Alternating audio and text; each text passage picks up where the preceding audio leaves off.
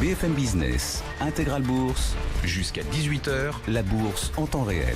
Grégory Volokin avec nous en duplex depuis New York, président de Mescard Financial Services. Grégory, bon, c'est le sujet du jour pour Donald Trump, enfin l'un des sujets du jour. Il y en a beaucoup en ce moment quand même pour le président américain. China a-t-il tweeté il y a quelques instants, Grégory? Je sais pas, est-ce qu'on attend des décisions particulières? Je disais que Mike Pompeo, hier, le secrétaire d'État américain, évoquait de possibles sanctions à l'encontre des étudiants chinois sur le territoire américain. Est-ce que c'est une piste possible? Écoutez, si on pouvait savoir ce qu'il y avait dans l'esprit de Donald Trump ce matin, on en serait un peu plus avancé. Ce qu'on peut dire de toute façon, c'est qu'il utilise donc cette crise importante, politique à Hong Kong, à son avantage, puisqu'il va montrer une fois de plus sa fermeté vis-à-vis de la Chine. Alors, est-ce qu'il va y avoir des mesures annoncées? J'en sais pas plus que vous. Est-ce que ça sera par rapport aux étudiants chinois? Ça serait pas très très intelligent, parce que les universités américaines et surtout ce qu'on appelle les graduate schools ont des gros problèmes en ce moment, et notamment des problèmes financiers. Avec beaucoup d'étudiants qui ne rentrent pas en classe. Donc, supprimer ces étudiants, ça ne serait pas une bonne chose. Est-ce que ça va être des mesures contre les dirigeants politiques chinois à titre personnel? C'est pas impossible. Est-ce que ça va être des mesures économiques contre la Chine?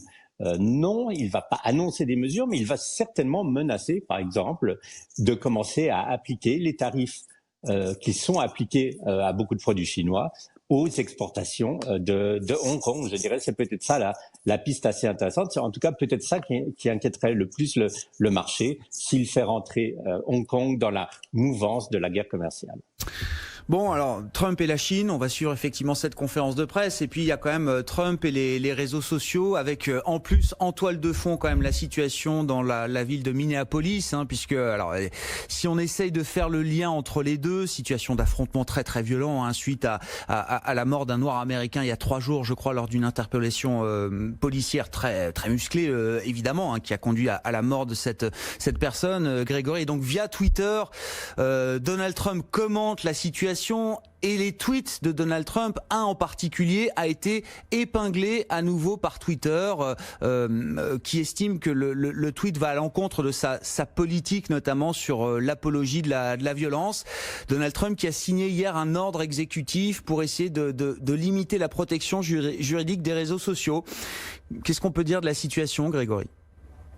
Oui, alors par rapport à l'ordre juridique, ce qu'on peut dire, c'est que de toute façon, c'est quelque chose qui va s'enliser, qui va passer devant des tribunaux, et que ce n'est pas demain que le statut des réseaux sociaux, qui en fait les isole contre des poursuites judiciaires, parce que ce ne sont pas les réseaux sociaux qui possèdent le message, ils ne font que transmettre le message des utilisateurs, pour le moment n'est pas en cause. Par rapport à la situation à Minneapolis, et dans d'autres villes des États-Unis, il y a même eu des manifestations en ville de New York. Évidemment que c'est dramatique, très difficile de ne pas prendre en fait parti pour ce pauvre homme qui a été non seulement immobilisé par la police, c'est une chose qui peut arriver, mais on voit très très nettement sur la vidéo le gendarme mettre son genou sur le cou de cette personne à terre, appuyer son genou, et puis en fait les gendarmes ou les policiers à côté de lui lui disent mais arrêtez, arrêtez, pendant que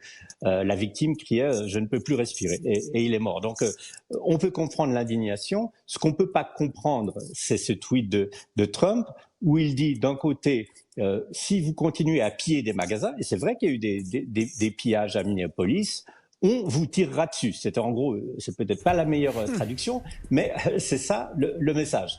Vous allez piller les magasins, la police va tirer. Est-ce que c'est de l'apologie de la violence? Oui, parce qu'en fait, c'est mettre de l'huile sur le feu. Est-ce que Twitter a raison de souligner ça? Je pense que ça va beaucoup plus dans une guerre de communication entre Twitter et Donald Trump, un bras de fer. Mais c'est certain que dans les statuts de Twitter, l'apologie de la violence est quelque chose d'absolument interdit, et vous avez des centaines d'algorithmes qui tournent toute la journée justement pour essayer de censurer ce genre de message. Twitter dit bien, on ne veut pas le censurer, ce message de Trump, parce qu'on pense qu'il est important que le public puisse le voir, mais il constitue à nos yeux une apologie de la violence. Donc en fait, c'est aussi difficile de dire que Twitter a tort, sauf qu'il s'engage dans une voie qui est très très difficile, et là on en revient à la liberté d'expression. Si il commence à mettre, je dirais, face aux déclarations de Trump, leurs propres commentaires, alors pourquoi pas mettre aussi leurs commentaires sur les déclarations de centaines de personnes qui ont aussi des propos qui ne sont pas forcément l'apologie de la violence, mais aussi des propos ou mensongers, ou tout simplement quand même mettant la sécurité de certaines personnes en danger. Bon, ce sont des sujets peut-être un peu périphériques pour les marchés, mais quand même, voilà, représente un climat politique, une ambiance politique assez tendue, avec la perspective, bien sûr, de l'élection présidentielle aux États-Unis au mois de novembre, qui, là, pour le coup, sera un sujet d'attention très important pour les investisseurs, Grégory. Si on en vient peut-être à l'économie pure et dure, on a eu quelques statistiques intéressantes sur le comportement des ménages américains au cours du mois d'avril, les dépenses, les revenus, la manière dont ils ont dépensé l'argent qu'ils ont pu obtenir. Que nous disent ces chiffres, Grégory ? Oui, je dirais que ces chiffres sont en fait très intéressants parce qu'on voit, alors évidemment, une chose qui était totalement attendue, qui est la chute des dépenses au mois d'avril, hein, plus de 10% de chute des dépenses des ménages, c'est pas du tout étonnant. Par contre, il y a deux choses qui sont plus révélateurs. On voit, pour la première fois, parce qu'on en parle assez souvent, une chute des salaires. Les salaires sont en baisse sur le mois de 8%.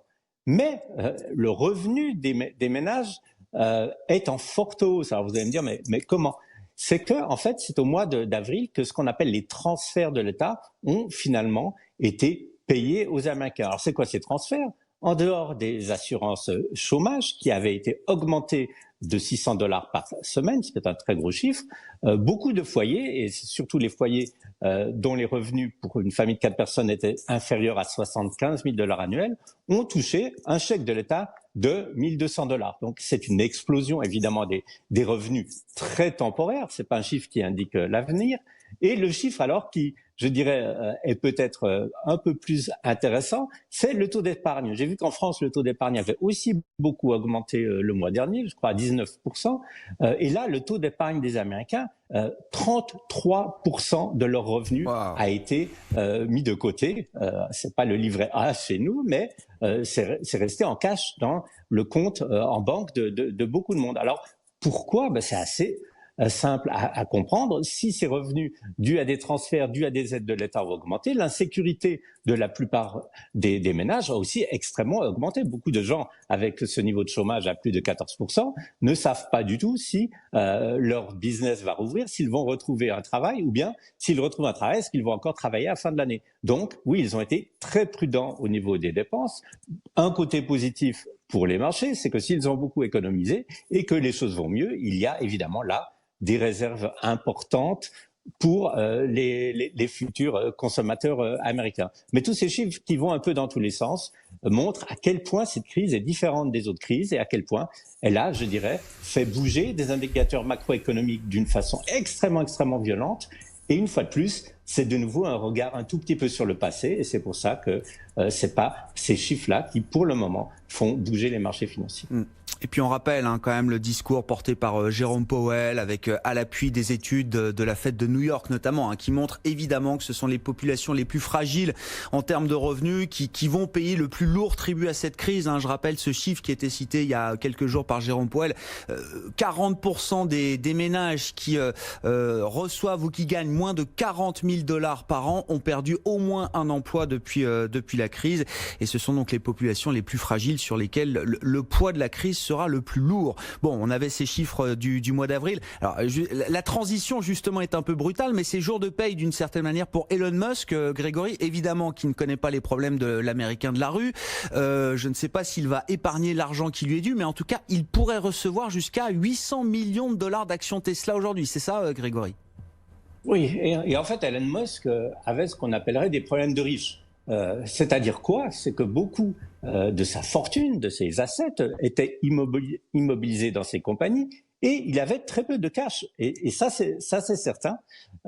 Pourquoi il avait très peu de cash ? C'est parce que, en fait, il n'était pas vraiment payé ni par sa compagnie Tesla, ni par d'autres compagnies dans lesquelles il a des participations très importantes. Là, je dirais, finalement, son plan de compensation est entré en vigueur. Alors, qu'est-ce que voulait ce plan? Ce plan disait que si pendant un certain nombre de mois, la capitalisation en bourse de Tesla dépassait les 100 milliards de dollars, si en plus les revenus étaient supérieurs à 20 milliards, si il y avait des résultats positifs, il pourrait commencer à toucher des actions à concurrence sur 25 ans de 55 milliards de dollars. Alors là, il a touché pour un peu plus de 700 millions d'actions Tesla. Et ces actions Tesla, en fait, qu'est-ce qui s'est passé? Il les a touchées avec un rabais. Donc en gros, c'est comme s'il avait acheté les actions Tesla qui en ce moment se traitent à plus de 800 dollars, il les aurait achetées à 350 dollars. Donc il a touché en gros ces actions Tesla avec un discount sur le prix du marché de 79%. Est-ce que c'est mérité? C'est toujours la même question. Et je dirais, là, regardons juste alors la taille en bourse de Tesla. Aujourd'hui, c'est 140 milliards de dollars. J'ai fait des tout petits calculs. Alors, tout simple, 140 milliards de dollars pour Tesla, c'est 25 fois la capitalisation en bourse de Renault, 25 fois Renault. C'est 7 fois Ford, c'est 4 fois General Motors. Donc, il a créé de la valeur pour les actionnaires, c'est certain, et je ne vois rien là de choquant. Et je sais que c'est pas très populaire de parler dans ces termes, mais rien de choquant quand vous avez créé autant de valeur pour les actionnaires que là, vous soyez récompensé. N'oubliez pas que vous avez quand même beaucoup de chefs d'entreprise qui touchent des gros chèques alors qu'ils détruisent de la valeur pour leurs actionnaires. C'est bien de le rappeler. Merci beaucoup, Grégory. Grégory Volokin, le président de Mescard Financial Services, avec nous en duplex tous les jours depuis